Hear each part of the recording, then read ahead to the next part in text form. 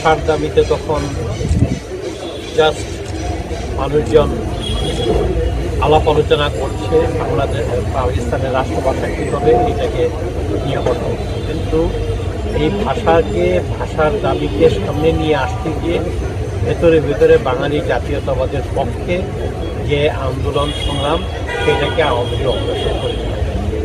আওয়ামী লীগকে প্রথম থেকে এখনও পর্যন্ত চক্রান্তের পর চক্রান্ত মোকাবেলা করেই চলতে হবে।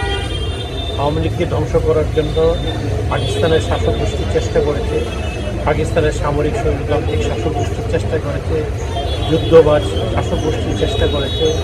পরবর্তীতে এই বাংলাদেশ স্বাধীন বাংলাদেশে যে জিয়াউর রহমান, এরশাদ এবং খালেদা জিয়া সহ আরও অনেকে চেষ্টা করেছে, জামায়াতে ইসলামী চেষ্টা করেছে আওয়ামী লীগকে চিরতরে ধ্বংস করে দেওয়া। বারবার আওয়ামী লীগের উপরে আঘাত এসেছে। আওয়ামী লীগের অভ্যন্তর থেকেও একটি মহল সবসময় কোনো না কোনো মহলে সবসময় আওয়ামী লীগকে ধ্বংস করার জন্য চেষ্টা করেছে।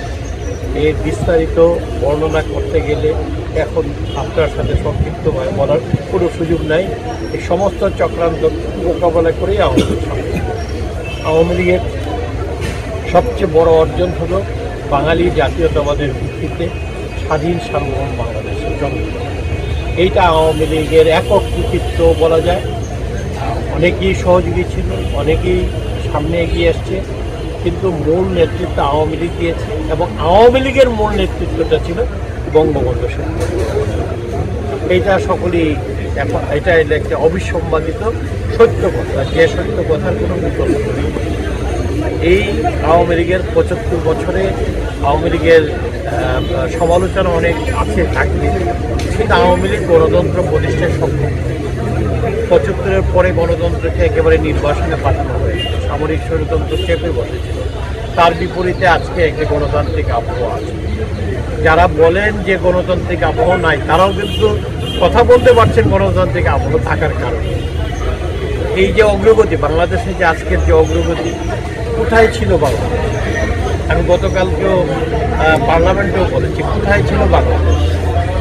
সেই বাংলাদেশ এখন কোথায় গিয়েছে? এই শহরে এই রাস্তা দিয়ে আপনি যে ব্রাহ্মণবাড়িয়ার যে এখানে দাঁড়িয়ে আমরা কথা বলছি, এর পাশ দিয়ে আপনি যখন গিয়েছেন তখন এখানে শুধু টিনের ঘর ছিল। এখন কিন্তু সেই পরিস্থিতি নাই।